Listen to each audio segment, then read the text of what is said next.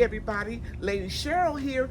Welcome back to my channel. If you're new, I hope you'll like and learn something in this video and that you will subscribe and turn on the notification button so that you will know when my videos first come out.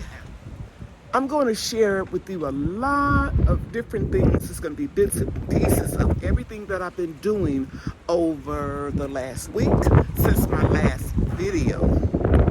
The first thing I'm going to share with you is the garden beds. We had a low temperature a few days ago of 29 degrees, but it's currently 67 degrees. And the good news is we're going to have temperatures in the 70s, and it's predicted that it's going to be 75 degrees on Christmas Day. So let's get started. I'm out here cleaning up in the garden. It is currently 58 degrees. And what I want to share with you is right over there, I had Mexican petunias and Texas star hibiscus, the red ones. And I collected some of the seed pods and I want to show you. They have been stratified, and if I open them up, you'll see these little seeds pop out. See that? And I could plant them next year. Now over here, I'll pop in a picture of the moonflower. Technical term for it is called datura. And it is a bush type moonflower that only blooms at night. And you see all these seed pods. And I gotta be careful because it has a lot of thorns on them, but they will break open like this one already did. But there's still a lot of seeds up in here. And these seeds also have to be cold stratified. You can see more right here. See them? So I'm gonna collect all of these, and I will be starting these just like I did last year in December. And we'll have more of those beautiful white moonflowers. I hope I share something that you can use. Remember, saving seeds is like printing your own money. Okay, here is one of the garden beds. As you can see, everything is looking good. I removed the covers off after, we had that low temperature so they can get a lot of sunshine. Actually, the frost cloth will allow the sun to penetrate it, but it keeps the rain out. And we had rain for the last 2 days, so I wanted to make sure that I didn't have to water nothing. So I made sure I kept them off. Over here is where the small seedlings that I was really concerned about. In the last video, you can see that they're doing real good. In this bed, all in this area here, I planted and started the seeds in peat pellets. And it is my opinion that the peat pellets don't allow your roots to grow as rigorous as the ones that are started in soil. And in this case, I use a potting mix. So let me show you the other bed. See the difference? Yep. The vegetables are much bigger. Cabbages are forming heads, just like in the last video, but it's gotten bigger. And keep in mind, guys, everything grows slower in cooler temperatures, and it requires less water, and you don't get as much sunshine. Now, in the last video, these were all bent back, but as you can see, they have straightened out and they have grown some more. And these collards are going to be harvested next week for Christmas dinner. Okay. In this 25-gallon container, I didn't cover them because they can handle a low temperature. They were a little sparse on this side in my last video, but you can see they're coming along nicely. Let me show you the other two containers. This one is doing fantastic. This is where I pricked out some of the little seedlings and put them over in here. This one is growing real good. I'm going to take some of these out and cook them tender greens for Christmas because it's overcrowded, but I did that intentionally. And there's one more over here. This is the last one. I didn't cover it at all during both times when we had a freeze. It's doing pretty good. Now, let me show you how significant sun is. See right over here where there's not as much sun because it gets a little shade right there? The collard greens are smaller, even though I seeded them in here the same day. And they got a little damage, but nothing serious. I'm happy about. Here are the green stalks. They are doing tremendously well, as you can see. Got kale. It's a dwarf kale in here. We've got spinach right there. More kale. Looking good. Onions and society garlic. And a few flowers still left over that will come back in the spring.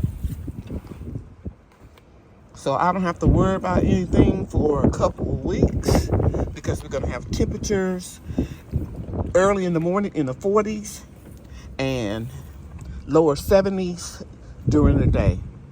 I'm going to gather some of these seeds as soon as I can to start some more. Over here we have strawberries. They're doing really well. I hope I'm not going too fast. Forgot to show you some more flowers over here. Sage and rosemary. Right here. We have more rosemary growing right over in this container. Now I'm going to show you how I save seeds that have to be cold stratified, and I'll explain that when I get upstairs in my room, and I'll show you some of the seeds that I've been growing, and I'm also going to share with you how I started a couple of my hydroponic systems. Right in here are some marigold seeds that I saved, and I have more marigolds over here. I'm not going to show you all of them. The marigolds that I bought in the fall from Lowe's, I put them in here so I can distinguish between what I've been growing for years and the ones that I got from Lowe's. But they all supposed to be heirloom. And here is, oh, Datura. I showed you that outside, the moonflower. If you harvest your Datura seeds before you get a freezing temperature, they will not be stratified. That is what stratification is. It goes from a real hot temperature all the way down to a freezing temperature. It must occur before you try to germinate the seeds. Or you can harvest them before it goes into a freezing temperature outside by putting them in the freezer and letting them reach a freezing temperature. It would work that way also. I love downstairs the Texas Red Star Hibiscus. And here's some okra seeds over here. I gave a lot of them away. And then I have the Minnesota Midget Cantaloupe. And what I do is, guys, I thoroughly rinse and rinse and rinse them. Then I put them in this little lightly coated paper bowl. And then after they dry out completely, I put them up in here. I just got to put the date, summer 2025. And I'll add these to it. It's time. Yep, it's time to get started with my hydroponically growing inside during the winter. You can see here I am soaking my covers in 3% peroxide. I clean my systems out at the end of the season, but I go over them again to make sure that I don't have any micro particles of bacteria growing inside the system. So I've got 2 down and a lot more to go. Remember my system so that I can make a log of how much nutrients they're absorbing, and also so that I can know which systems do I need to clean out. So that's just a little tip, a little pearl from Lady Cheryl. I soaked my baskets for 24 hours in 3% peroxide. Now I'm going to pre-soak my sponges. This is where the seeds will go into, and then you insert them in the basket. Now guys, I don't believe in making redundant videos, so if you want to know how to set up a hydroponic system, check out my playlist.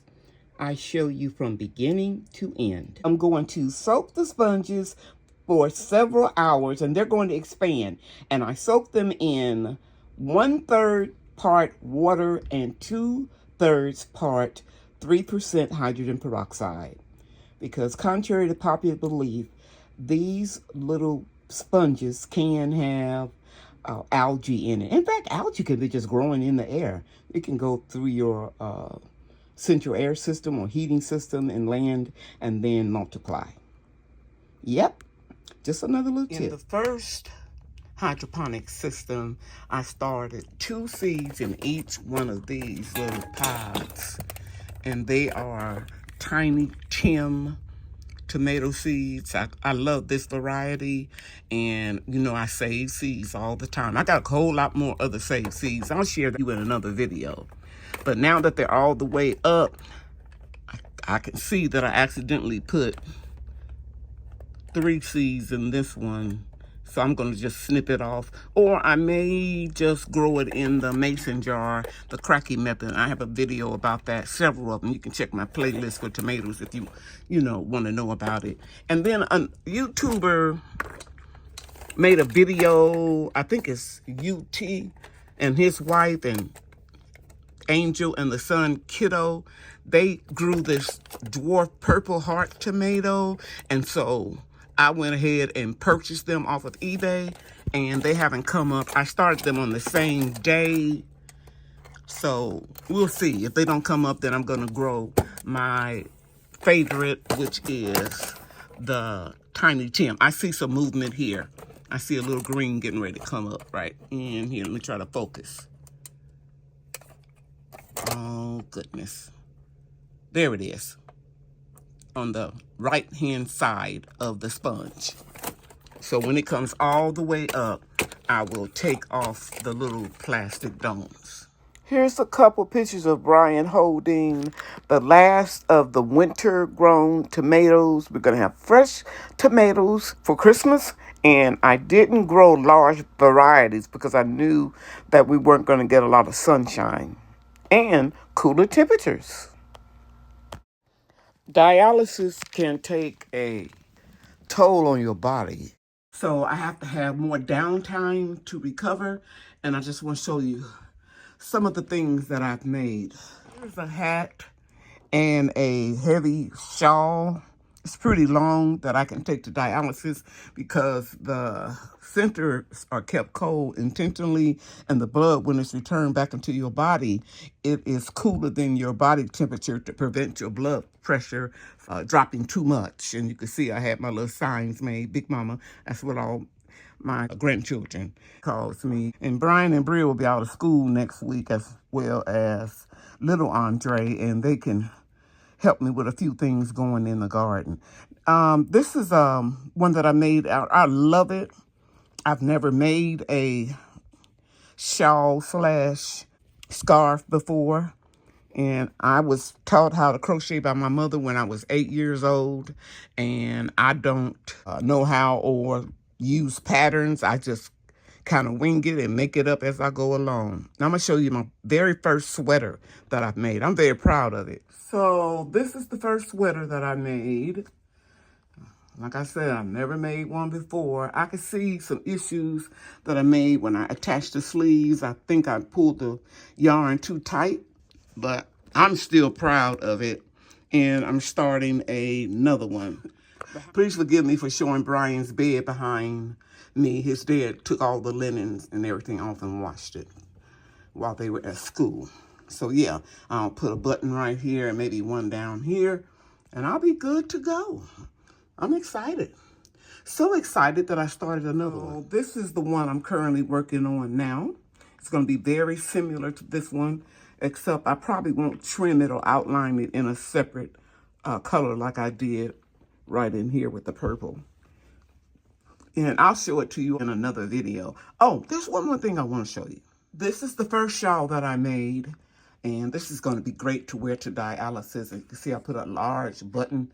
I'll go in closer so you can see it right there. And I'm also going to do a hat and a hand warmer, because you can have your access covered up. Tuesday, we had our Christmas party at the dialysis center, and I'm going to show you some of the gifts and decorations as a bonus clip. In the video that I'm going to make for after Christmas, I'm going to show you all the Christmas presents that I made for my 3 children and 6 grandchildren.